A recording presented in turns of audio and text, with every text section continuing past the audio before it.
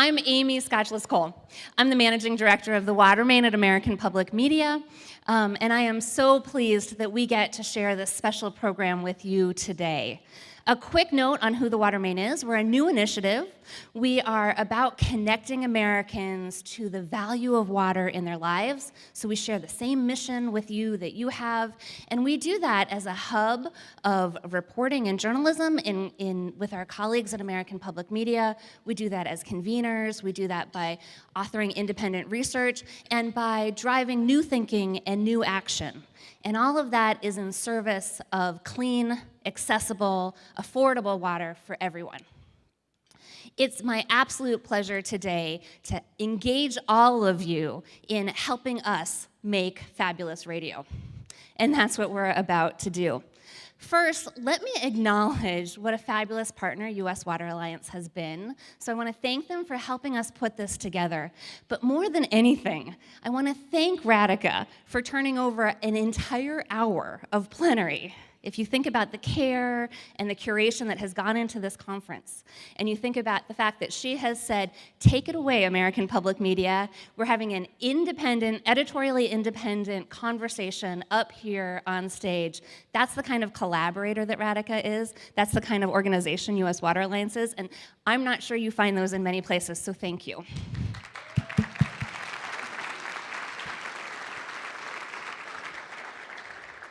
So we are engaging in an experiment here. You all are experts in water. We have an expert panel for water. We have our fabulous host from Minnesota Public Radio News, Carrie Miller, who you can hear on air every morning, weekdays 9 and 11. In fact, we are recording this conversation, and it will be broadcast at 11 a.m. this morning. So as Abby said, just to reiterate, everything that's said in the next hour will be recorded, and you are part of that.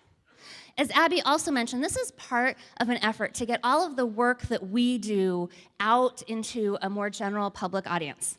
So the other thing to know is if kind of the general conversations that we've been having have been graduate level, PhD level, this conversation is going to be much more accessible to the general public, and I think that benefits all of us to get out. So one final logistical note. I would ask everyone to take a look at your cell phones. Please make sure they're on silent. Even if you are like me and you have had your phone on silent since 2015 because you are so worried about interrupting a meeting, please check one more time for us to make sure they're on silent so we don't hear that in the background. Awesome. So with that, I will let Carrie take it away. Thank you, everyone. Water infrastructure tends to be out of sight, so it's out of mind.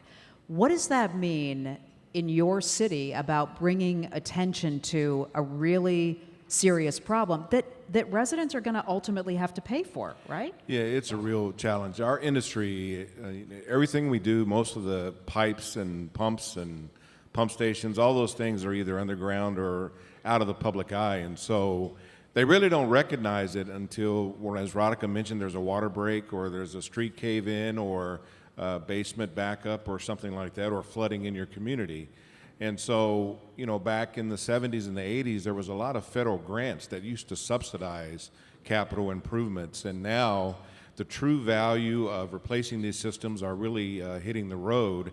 And so when we had plans to bring out, whether it's a facility plan or a 20-year plan to address aging infrastructure, the public is really shocked at the cost. And so affordability is a big question and a big issue.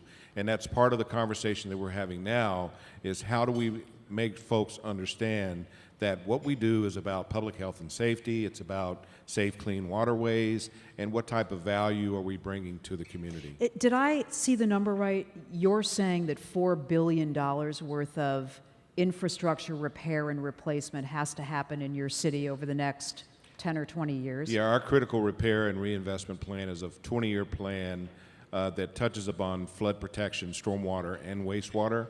But it is a $4 billion initiative. How much would that cost the average family, do you know? Well, initially to kind of get started, we need about a 20% rate increase. Wow. Which is about $10 a month on the average bill. but we're phasing it in over time, so we're going to probably be asking for probably $3.65 over a 3-year period, just to kind of get it ramped up. Yeah. Mayor Albrecht, I'm curious about how often you talk to citizens of Bemidji about this replacement idea, and then what it's going to mean to their own individual pocketbooks. Well, in Bemidji, which getting your mental maps out there in Minnesota, we're, if you think about the chimney in Minnesota at the top of the state, we're about 100 miles south of that. And we are the first city on the Mississippi, so we take that role very seriously. Now, we don't draw our drinking water out of the Mississippi, but towns south of us do, starting in St. Cloud and many towns along the river all the way down to New Orleans.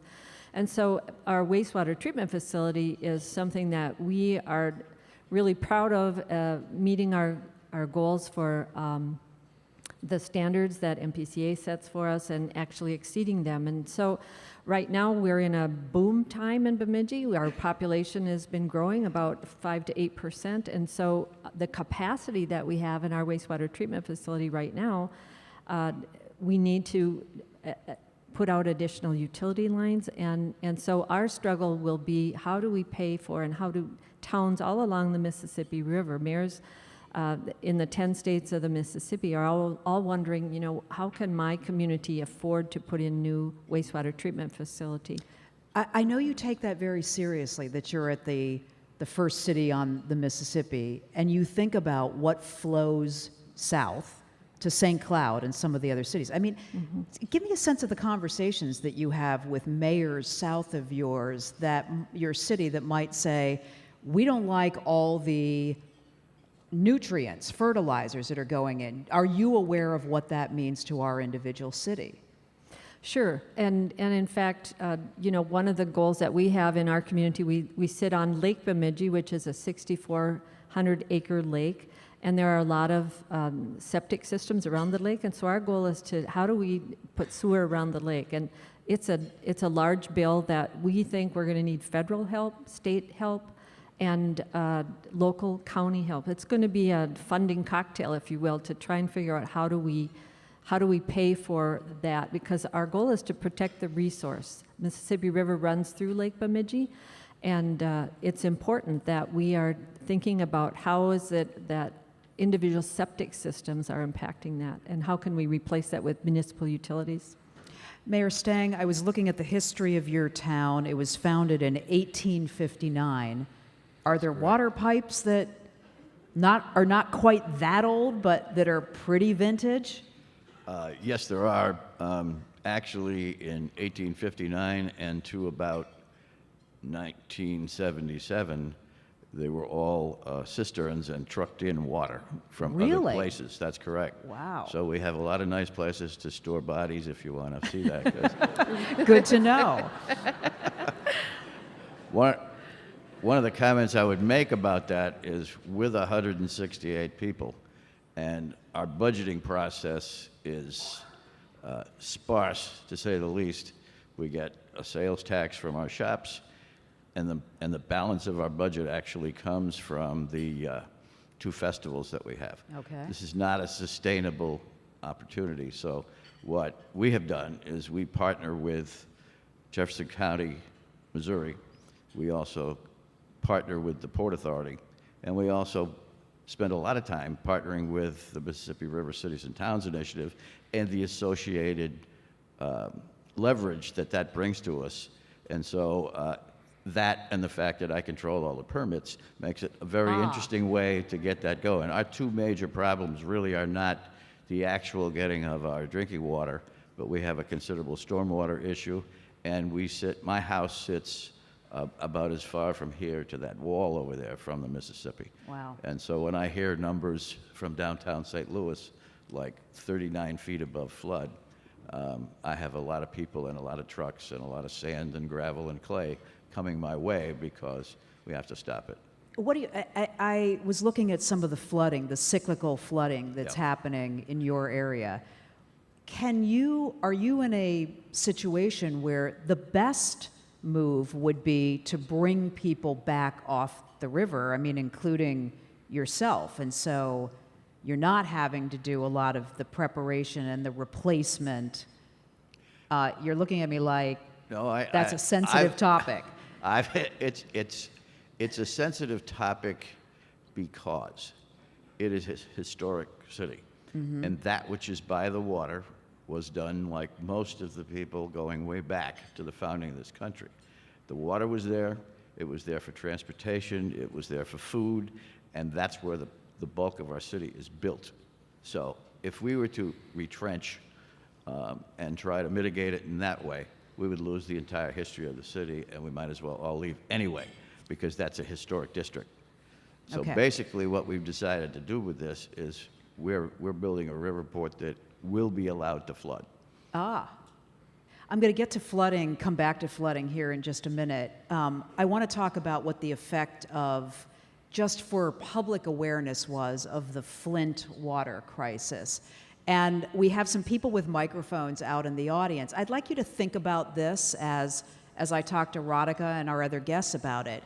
Tell me what happened in your community. Tell me a story. Just give me some experience about what happened in your community when awareness rose because of the Flint water crisis. Did politicians suddenly wake up and this got onto the agendas of the city council? Were citizens suddenly concerned about this? So if you'll raise your hand, our people with the microphones will come over. And Radhika, what did Flint do for awareness of water infrastructure, water purity, all the issues that you think about? Well, as Tony said earlier, water has been a very out of sight, out of mind issue, right? The pipes and all of this are beneath our feet. We don't think about them. Right. So I think what happened with Flint, and Flint was a tragedy that should never happen again in this country. But what happened in Flint is I think it showed the nation how essential water is, how essential the systems that bring it to and from homes and business are. And I also think what Flint showed the nation is how water impacts everything that we care about. It impacts public health, it impacts community, and that I also think it showed us that how race and poverty and the water management converge. So it really is a lesson for the nation. I just want you to say something about that convergence that we didn't realize before we saw it kind of playing out day to day in Flint. Well, if you look at Flint and many other communities, whether they're urban or rural, many people in this country don't have access to clean, safe drinking water. I live in California where in this last drought, wells ran dry, and it was primarily Latino families in the Central Valley that were hit first and worst. This by is in that the challenge. agricultural part of California? Absolutely, yes. We also live at, I'm from India, and, when we think about people who don't have access to water, we think about rural India or Africa or something like that. But the reality is that in this country, 1.7 million people still don't have access to drinking water in their home or flushing toilets. So a huge issue there. In rural and native lands. Then if you look in our urban communities, there's many challenges like Flint. I mean, there's millions of lead pipes in cities around the country, again, because it's a legacy issue where these pipes are old. Many wastewater treatment systems are often in lower income communities because that's typically where the water flows down, and so they have all kinds of health impacts, environmental impacts. So all of it is connected, right? That's why we focus on one water. And the choices that we make around water management get to either better outcomes or worse outcomes for our community. Can someone in the audience tell me about right over there? And sir, if you'll just identify yourself. Hi, Dan Mills, faculty at the Humphrey School for Public Affairs at the University of Minnesota here in the Twin Cities. Great. At the time of the Flint water crisis, I was teaching at Plattsburgh State University in upstate New York, and there it was actually the students. There was a group of students, part of the Environmental Action Committee, who gathered together, convened a panel of decision makers and the water manager from the city, and actually convinced them that they needed to take a harder look at their water infrastructure in that community at that time. So it was great to see young people coming forward and stepping up and saying, hey, this is happening, we need to do something about it. Right. Do you think it really made a difference in the way that Absolutely. Community, yeah? Absolutely. Wow, way to go on the students leading that. Other stories from your communities, what am I missing? Right over there. Yes, Good morning, Monica Lewis Patrick from We the People of Detroit. I think we miss it if we talk about Flint in a past tense. Okay. Flint is still not fixed.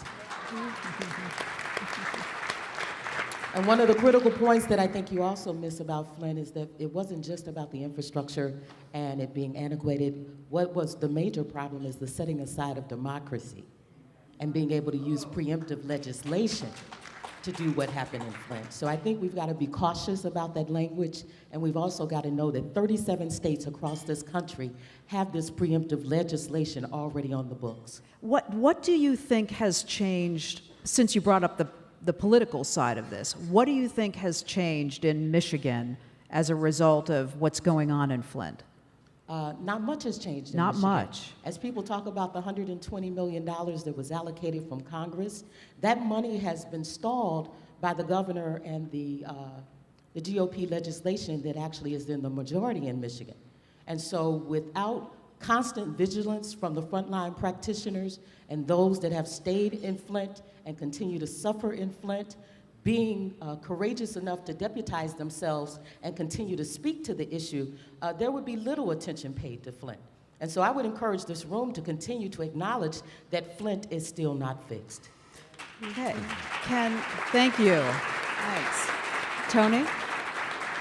You know, the one thing I would add is that obviously from a public utility perspective, since 1980s or 1990s, under the lead copper rule, we are responsible for testing our drinking water and reporting those to the U.S. EPA. And so in the utility industry, we've known about the impacts of what's in the drinking water relative to lead and copper since the 1980s and 1990s. One of the things that we've done from a public utility perspective is to identify the fact that we need to replace lead pipes or we need to replace critical infrastructure before it becomes a catastrophic event. The issue that she mentioned about Flint and other communities, it often comes down to the lack of political courage for folks to do the right thing, to give the utilities the resources that they need to stay ahead of these critical issues, particularly when it relates to public health and safety. And so we are not going to have the ability to change what we need to change because of the fact that we have leadership issues and political courage issues because folks do not want to vote on a rate increase. I mean, that's from my perspective. Folks on the city councils, the state legislators, or individual taxpayers are not willing to accept that either. I think that ultimately the governance is really the political leaders who are elected to cast their vote, and so obviously they are concerned about what their constituents or their public thinks about that, and so I think it's a combination of us educating the community and the community understanding that there is value and there is community benefit, and to make sure that they put pressure on their representatives to make sure they're doing the right thing so we don't have catastrophes like we had in Flint, Michigan. Let me go back out into the audience with that to say, are you seeing more examples of political courage? And are you seeing individual taxpayers who are, taking this on as a responsibility? Could somebody, yes, right over there. Hi, my name is Trina Downer. I'm actually from Flint, and I'm a Native American, and I would like to welcome you all to the waking world. Standing Rock did awaken everyone to the fact that water is life. The main thing I want to say before I get to your question is that Flint, Michigan is still without drinking water. We are only getting 5,000 cases a day, 4 days a week. Please go home, initiate a water drive, and send us water, please. Now, back to the question. I think the political environment is changing because frontline warriors are out there putting the pressure on. Without the frontline warriors, nothing is going to change, and I encourage you all to listen to us because we're the ones on the ground. We're the ones being affected by the decisions that you make. And if you fail to do your job, you're going to kill people. Thank you very much. But hang on just one second. I mean, this is a good point about how important activists are in this, but as you raise consciousness, right, you have to move people to bring this up to their state legislator or elect people that are going to make changes. And I wonder where you think you are on that. We're actually doing really well. We are changing hearts and minds all across the world. We are able to get divestment out of pipelines. We're able to put pressure on cities like Cleveland, Pittsburgh, that need to fix their infrastructure. Like you said, it's out of sight, out of mind, but because we're out there fighting and making noise, people are starting to listen and starting to realize. So if you realize it takes 40 bottles of water to make pasta for dinner, and 120 bottles to make Thanksgiving dinner, you will realize that you can't do anything. I had a resident tell me the other day that her blood lead levels were over 45 parts per billion, and there's nothing anyone is doing about it except Elon Musk, who just announced that he would provide filters, house filters, for all the lead pipe victims in Flint. Glad you were here. Thank you for the comment. What else in the political atmosphere? Yes, ma'am. Yeah, my name is Janann Cornstalk. I'm from the Little Traverse Bay Band of Odawa Indians in the state of Michigan.